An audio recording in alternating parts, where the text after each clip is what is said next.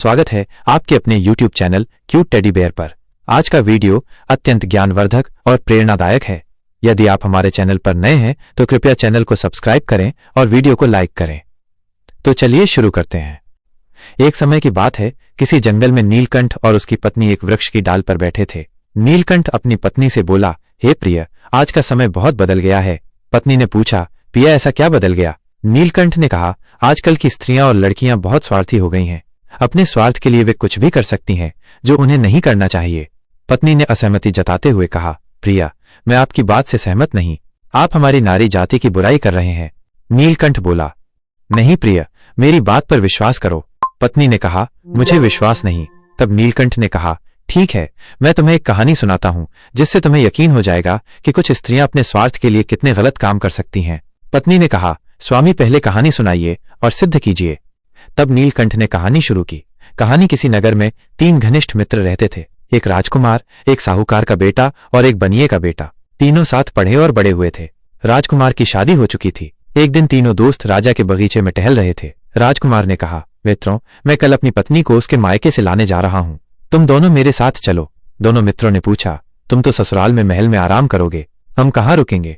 राजकुमार ने कहा, तुम कोई सराय देख लेना, रात वहां काट लेना, मैं सुबह पत्नी को लेकर लौट आऊंगा। दोनों मित्र सहमत हो गए।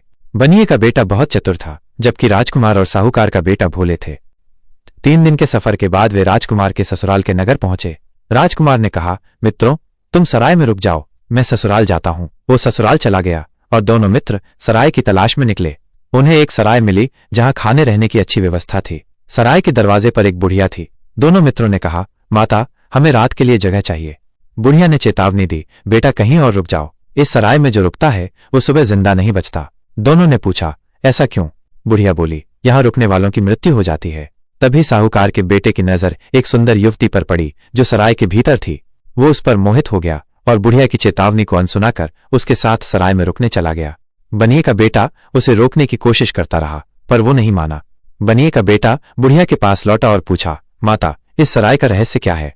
बुढ़िया ने बताया, बेटा, वो सुंदर युवती एक नागिन है। रात में वह रूप बदलती है और जिसके साथ रुकती है उसे डसकर मार देती है।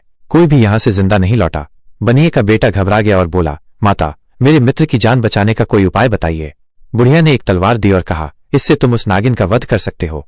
बनिए का बेटा तलवार लेकर सराय में घुस गया और एक कोने में छिपकर इंतजार करने लगा। आधी रात को वो युवती नागिन बनकर साहूकार के बेटे को डसने वाली थी। तभी बनिए के बेटे ने तलवार से उसका वध कर दिया और लाश को पलंग के नीचे छिपा दिया। फिर वो सराय से बाहर निकला। बाहर निकलते ही उसने एक सुंदर स्त्री को जंगल की ओर जाते देखा। संदेह होने पर वो उसके पीछे गया।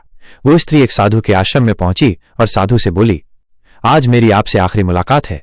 मेरे पति मुझे लेने आए हैं, कल मैं ससुराल चली जाऊंगी। यह सुनकर साधु को गुस्सा आया और उसने स्त्री की नाक काट दी। स्त्री दर्द से चीखती हुई भागी। बनिए के बेटे को गुस्सा आया और उसने साधु का वध कर दिया। फिर वो एक मंदिर में छिप गया। वहां कुछ चोर आए और बोले, देवी माँ, हम चोरी करने जा रहे हैं। यदि चोरी सफल हुई तो हम कल राजा की बेटी को लाकर तुम्हें बलि चढ़ाएंगे।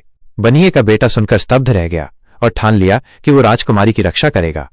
इधर जिस स्त्री की नाक कटी थी वो घर पहुंची। उसने सोचा कि यदि लोग उसकी नाक कटी देखेंगे तो बदनामी होगी। उसने अपने पति राजकुमार को फंसाने की ठानी और सुबह चिल्लाकर कहा, मेरे पति ने मेरी नाक काट दी। घरवाले और सैनिकों ने राजकुमार को पकड़कर राजा के सामने पेश किया। राजा ने उसे कारागार में डाल दिया। उधर बनिए का बेटा मंदिर में छिपा रहा। रात को चोर राजकुमारी को पकड़कर मंदिर लाए और बलि चढ़ाने की तैयारी करने लगे। जैसे ही एक चोर राजकुमारी का सिर काटने मंदिर में घुसा, बनिए के बेटे ने उसे मार डाला। एक एक कर उसने सभी चोरों को मार डाला और राजकुमारी की जान बचाई। उसने राजकुमारी को घर छोड़ने का फैसला किया।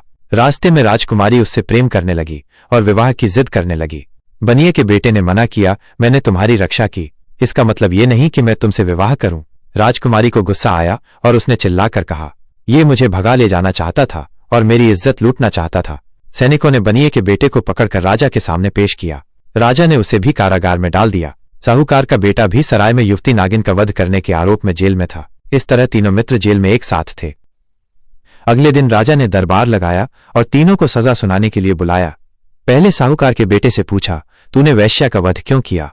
वो चुप रहा क्योंकि उसे कुछ पता नहीं था। बनिए का बेटा बोला, महाराज, वैश्या का वध मैंने किया। वो एक नागिन थी जो मेरे मित्र को मारने वाली थी। मैंने उसे बचाने के लिए ऐसा किया। पलंग के नीचे उसकी लाश है। सैनिकों ने जांच की और मरी हुई नागिन मिली। राजा ने साहूकार के बेटे को छोड़ दिया। फिर राजकुमार से पूछा, तूने अपनी पत्नी की नाक क्यों काटी? राजकुमार चुप रहा।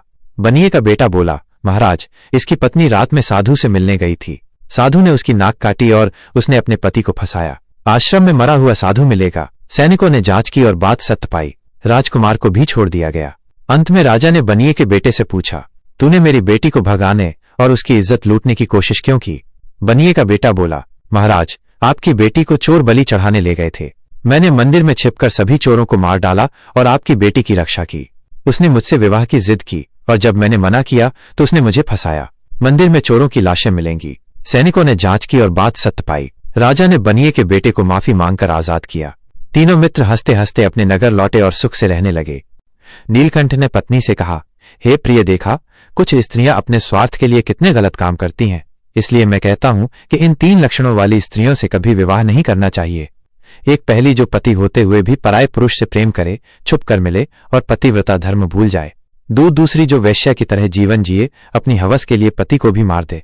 तीसरी, जो अपनी जान बचाने वाले को ही झूठा फंसाए, उससे विवाह की जिद करे और न मानने पर उसे सजा दिलवाए। नीलकंठ ने कहा, प्रिय, ऐसी स्त्रियों से हमेशा बचना चाहिए। चाहे भूखे मर जाओ, पर इनसे विवाह मत करना। उसकी पत्नी चुप हो गई। प्रिय दर्शकों, यह कहानी हमें सिखाती है कि ऐसी स्वार्थी प्रवृत्ति वाली स्त्रियों से हमेशा दूर रहें। इससे जीवन में दुख और पछतावा नहीं होगा। हमें उम्मीद है कि आपको ये कहानी पसंद आई होगी। कृपया हमारे चैनल क्यूट टेडी बेयर को सब्सक्राइब करें, वीडियो को लाइक करें और शेयर करें। अगली प्रेरणादायक कहानी में मिलते हैं। तब तक खुश रहिए।